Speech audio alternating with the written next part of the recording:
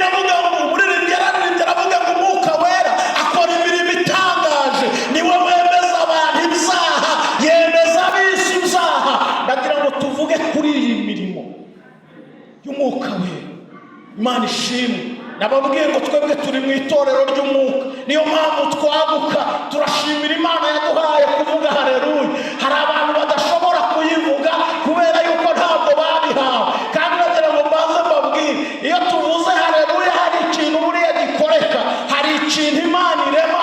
ndagira ngo mbatangarize ko Imana yaduhaye ibintu byiza z'umumaro, yaduhaye ibintu bikomeye. nimuza kureba neza murasanga uyu mwuka wera ni Imana nyirizina n'ubundi ituye muri twebwe.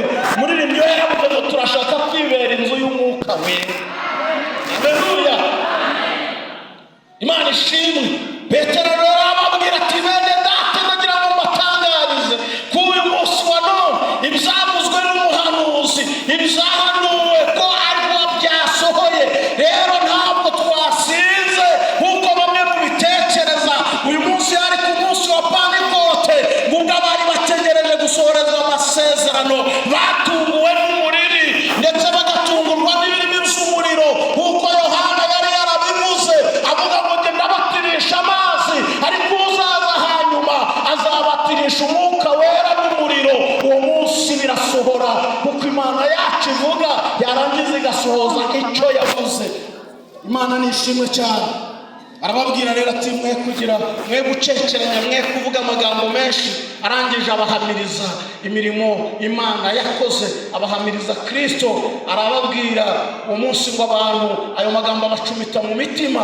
Bibiliya ikavuga ngo abantu 3,000 bose barihana. Imana yacu ishimwe cyane. nari nshaka uyu munsi ko tuganira ku mirimo umwuka wera akora, kubera yuko umwuka yaje, ntabwo yaje kwicara gusa, ntabwo yaje gusa ngo abantu bajye bamuvuga ngo umwuka wera ngo warahari ngo bamuririmbe gusa. hari imirimo akora. Imana ishimwe. icyambere, uyu mwuka wera w'Imana atuma b'itorero bagira ubumwe, kuko yaje kuzara itorero, kandi itorero yaje kuzara ariha kuba umubiri umwe, kugira ngo ribe umubiri umwe na Kristo. uyu mwuka niwe ubikora. Imana ishimwe. buri wese muri mwebwe yaturutse hirya, unaturuka ahatandukanye, twagiye tuba ahatandukanye, ariko kubera ko ari itorero umwuka w'Imana abamo akariha kuba umwe. iyo tuje dusanga buri wese ari mwene data, hanyuma twakwicara tukumva ubumwe bw'abera. Imana yacu ishimwe cyane. iyo umwuka adahari abantu baragenda bakirema ibice. niyo mpamvu nimwabona mwiremye ibice, muzamenye ko umwuka w'Imana atari muri mwebwe, muzamenye ko umwuka adahari. umwuka w'Imana afata itorero akariremamo ubumwe, akariremamo abantu bahuje, akariremamo abantu bakundanye, akariremamo abantu bumvikana kandi bafite intego imwe, kuko bazi ko bose barimo bajya mu ijuru. Imana ishimwe cyane. Haleluya. ibingibi bikorwa n'umwuka wera, ntabwo kamere zanyu zari kubishobora. za zindi mwari mugifite hariya hirya umwuka atarabageramo kugira ngo abatoze, ntabwo ibyo ngibyo mwari kubishobora. ahubwo abantu bari kuza bakajya baterana ingumi, ugasanga barimo barapfa ibintu bitandukanye. ariko umwuka wera w'Imana araza akaduhuza, abakobwa bacu bakaza, abasore bacu, abagabo n'abagore, twakwicara twese tukumva urukundo rw'Imana rurimo ruragenda rudusaba, kubera ko umwuka wera aduhaye kuba umwe. Yesu nashimwe cyane. niwe uhindura abari babiri, niwe uhindura abantu bari batandukanye kuza bakaba umwe mu itorero ry'Imana. nuzana mw'ibice, niwumva wica ibice, niwumva wirema ibice, uzamenye kutagira mwuka wera. Imana idufashe, kuko hari abantu usanga bameze gutyo, ugasanga baricara, ugasanga baracanirana imanza, ugasanga umwuka wera atuma tugenda dukundana, tukuzuzanya. hanyuma niba ari muri korali, ugasanga abaririmbyi bararirimba buzuzanya, bafitanye ubumwe, bafitanye intego imwe, bahurije ku murimo, bavuga bati turifuza ko na runaka azajya mu ijuru. muri bo nta munyantege nterwamo ngo bamujugunyiriya, ahubwo baramuzamura, kuko umwuka wera bahata akababwira ngo mwese mukwiye kujya mu bwami. Yesu nashimwe cyane. Atari ibyo ngibyo ntabwo tuba tukicaye aha ngaha. Mbatangarize ko umwuka wera atahaba. Ntabwo muri ADPR, ntabwo mu Pentecote baba bakicaye aha ngaha. Ko hari ibintu byinshi byashatse kudusenya, ariko umwuka wera atubungabunga. Imana ishimwe.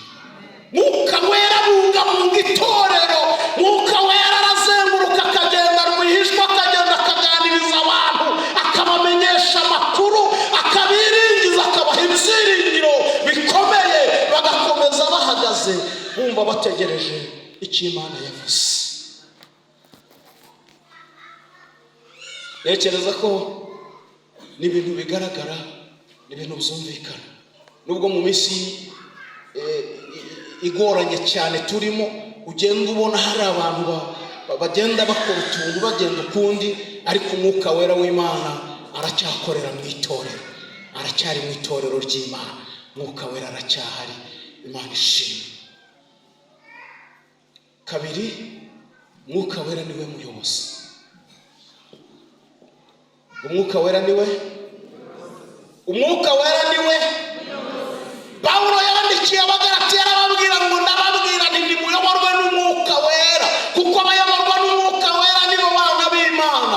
Reka mbatangarize ko umwuka wera ni umuyobozi mu itorero. Nubwo hari abatuyobora bakagerageza kugira ibyo bashyiraho ngo batuyobore, ariko umuyobozi mukuru ni mwuka wera. Haleluya. Kandi umwuka atuyobora mu kuri kose, ntabwo atuyobora mu manyanga. Umwuka wera atuyobora neza, kuko afite intego yo kuzatugeza mu bwami bw'ijuru. Nicyo cyatumye mwuka wera ahabwa izo nshingano, kugira ngo azatugeze mu ijuru. Twaririmbye umuririmbyi w'107 mu ndirimbo z'agakiza, aravuga ngo mwemezwa n'iki ko muzagera mu ijuru? Niki kibemeza ko muzarijyamo?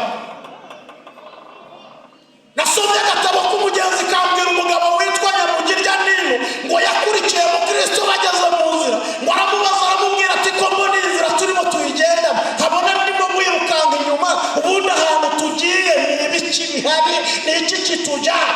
Ngo mu Kristo aramubwira ati ahantu tugiye ni mu ijuru, tugiye mu rurembo rw'Isiyoni. Aramubwira ati none tuzahabona iki ko mbona hari ibyo dusize?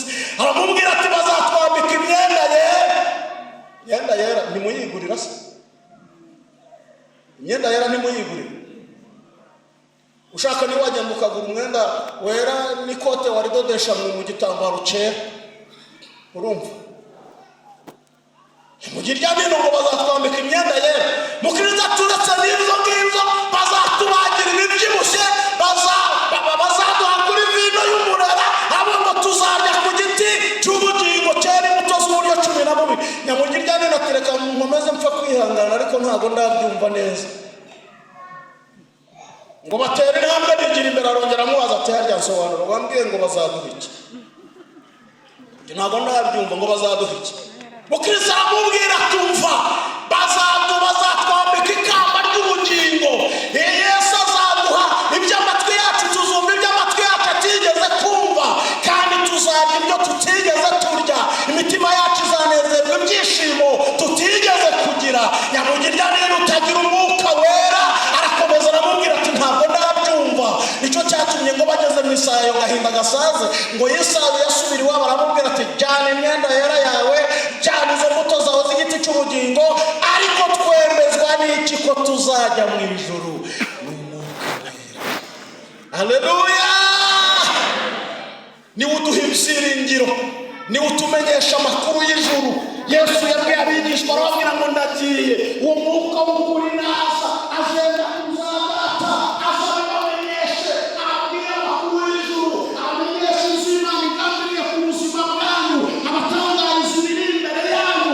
Uyu mwuka ni umuyobozi mwiza, niwe utuyobora mu kuri kose, akatuyobora muri uru rugendo.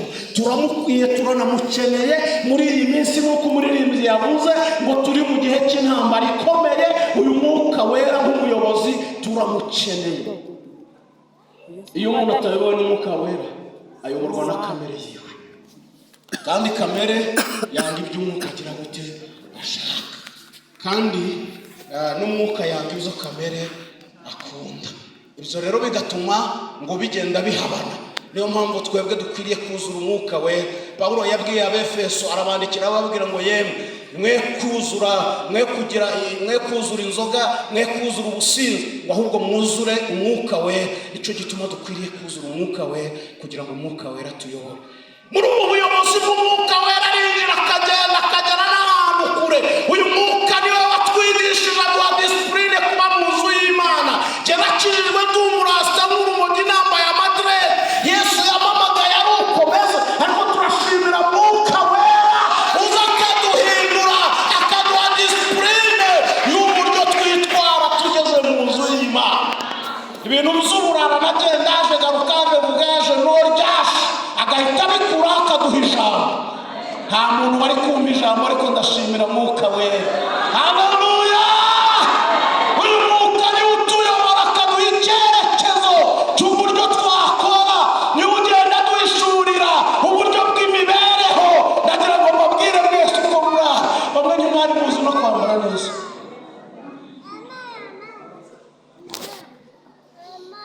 Mwambara neza se gute? Ku mwuka wera ari wowe wabibigishije. Nta nubwo mwari muzi kurya neza, umwuka wera yagiye abibigisha. Nta nubwo mwakarabaga buri munsi, bamwe bakarabaga ari uko babonye akanya, ariko umwuka wera aragenda arabibigisha. Niyo mpamvu ubona mukeye musa neza, amavuta y'umwuka wera agenda aza, ugasanga umuntu arakanura neza. Bundi mwakanuraga gutya mufite ibintu by'iminkanyari, ugasanga umuntu wese aragenda ashiririye. Jewe ukuntu nari meze bizari bikabije, ariko turashimira Imana.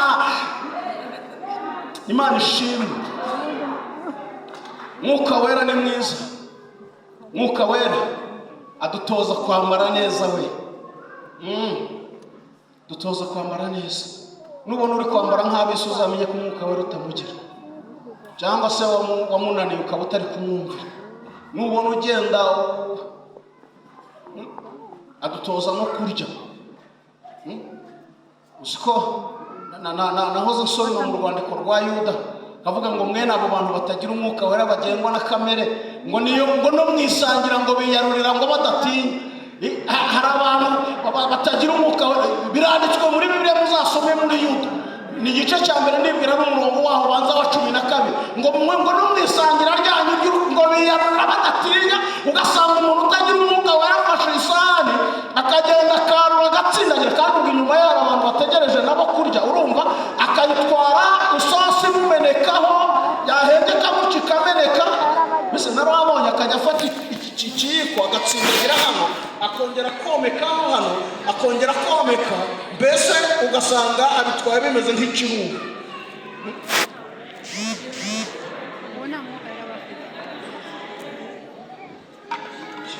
ngo bameze nk'intaza, ngo bameze nk'igicu kitagira amazi. Ariko umuntu ufite umwuka wera amenya ko inyuma ye bahari bakeneye kurya akanyama, agafata kamwe akagashyiraho, kavuga ati na ntuzi uri inyuma yanjye akeneye kukaryaho. Mbese akagira disipurine. Mwuka wera twigisha disipurine. Imana ishimwe. Kuko ndashaka kubabwira ko ntabwo umwuka wera agarukira ku kuvuga indimi. Abapantekote bibwiye ko kuvuga indimi gusa ari ibintu bihagije, ariko umwuka wera yazanye n'ibindi kandi byiza biduha icyubahiro. Reka mbabwire uyu munsi wa none impamvu mwubashywe ni uko umwuka wera yabahaye disipurine, hanyuma icyubahiro cy'Imana kikajya kibagendaho.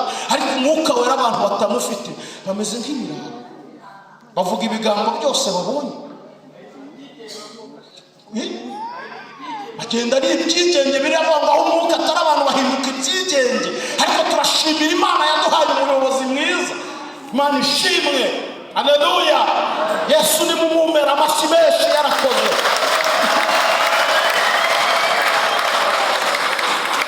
Ariko mwuka wera aratuyobora, akatwigisha mu buryo bwose. Niyo uri mu rugo arakwigisha, akakwigisha ukurera abana bawe, akakwigisha uko wakira umugabo wawe, akakwigisha uko ubana n'umugore wawe, akagenda abikwigisha. Yesu nashimwe cyane. Gusa umuntu nari narabaye mayibobo, nirirwa ntoragura imigati, wagira ngo ngeze mu rusengero hari umuntu wafashe umwanya wo kujya asobanurira ngo bitwara gutya ngo bagenda gutya. Reka Umwuka Wera wasa. Ndabyibuka ku munsi najyaga gushaka Bibiliya, abarasa barambwiye ngo bayi mu Babiloni none gendaje. Ndababwira ngo no gendaje ni gendaje. Bwakeye Umwuka ambwira ngo rata we kora amasengesho. Mpita senga iminsi 3 ndaho ngaho. Nkajya senga indirimbo 68 mu ndirimbo z'agakiza. Ndivuga ngo ntabwo mwe kujya niganyira nibaza uko nzaba merewe. Nzajya nibuka y'ubihora imenye ibyo byose uko bingana. Ifite umutima w'urukundo inunyisha ibinkwiri kandi umunezero n'umubabaro byose igibinzaniramo amahoro. Umwuka Wera anyigisha iyo ndirimbo nyiririmba nta gitabo cy'indirimbo nta n'umurokore uhari uyinyigisha n'amaderede nkiyafite ku mutwe. Umwuka Wera ni mwiza. Haleluya, haleluya. Umwuka Wera ni utuyobora kandi atuyobora mu kuri kose. Uziko Umwuka Wera hari igihe akubwira ati wowe wicururiza hano mu isoko rya Huye, genda ucururiza hariya niho uzaguhera umugisha. Umwuka Wera akakuyobora ukagenda urucundura rwawe ukarushyira hariya, hanyuma wagira ibintu bikagenda neza. Abagiye wenda mu kibanza washakaga iyo ngiyo ugasanga baje bari, ariko wowe yaguhereye iki umugisha ahantu yakuyoboye, ahantu yakubwiye ngo wewe wibereye ahangaha.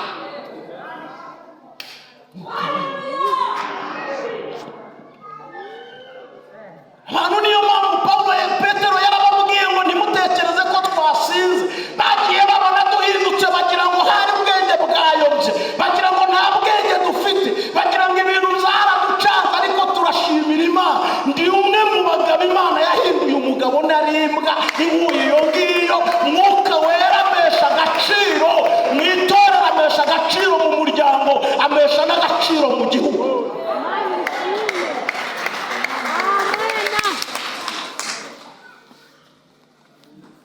Imana ishimwe. Petero yababwiye ngo umuntu wese uzambaza iryo zina azakizwa. Umuntu wese uzavuga izina rya Yesu, umuntu wese uzaryizera azakizwa. Turashimira Imana itarobanura ku butoni. Nawe uri aha ngaha ndabizi neza nta cyerekezo cy'ubuzima nawe ufite, ariko Umwuka Wera yakiguha. Umuyobozi dufite Umwuka Wera yaguhera icyerekezo ubuzima bwawe ukava mu marira uhoramo. Icyo mushimira nuko yaje azazanye n'ibyishimo bidatangwa nuko umuntu afite stoke mu nzu. Yaje azanye ibyishimo abiremera mu mitima yacu, bidavuye ko dufite amakositime menshi, ahubwo bivuye kuko Imana ishaka ko imitima yacu inezera. Haleluya. Umwuka Wera. Najyaga mvuga Imana, ndabyibuka ko n'ikariso nambaraga ikariso imwe, umwenda w'imbere nta muntu wawubonaga, ariko ndagira ngo mubwire byagezeho kubera kumesa buri munsi ngiye gukaraba nkawukamuza isume na za lasitike zikwedukamo. Najya kumva nkumva ndimo ngenda nkumvira iragenda imanuka igera ahangaha, ahita nkora agasisiteme bakagira ngo wenda ni ibintu ndimo nigira, ariko nkabanyizamuriyemo, ariko ibyishimo ntibimure mu mutima wanjye. Nkavuga Yesu neza, nkumva Yesu akomeje kuba mugari muri jye. Ndashimira Imana ko Umwuka Wera yazanye ibyishimo bidaturuka ku kintu icyo ari cyo cyose, bidaturuka kuko dutunze ibintu byinshi, ahubwo twishimisha ibyishimo bituruka mu mbaraga z'Umwuka Wera. Nimwongere mu mumpera amasi.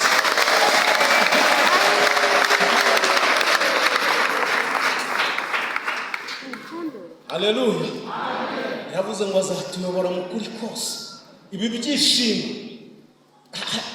merutse kujya mu iteraniro rimwe, mbona abantu barimo barabyina uzuya birabira, ariko Umwuka aranyongorera ngo ibi byishimo ntabwo babitahana ngo bigere mu ngo z'iwabo.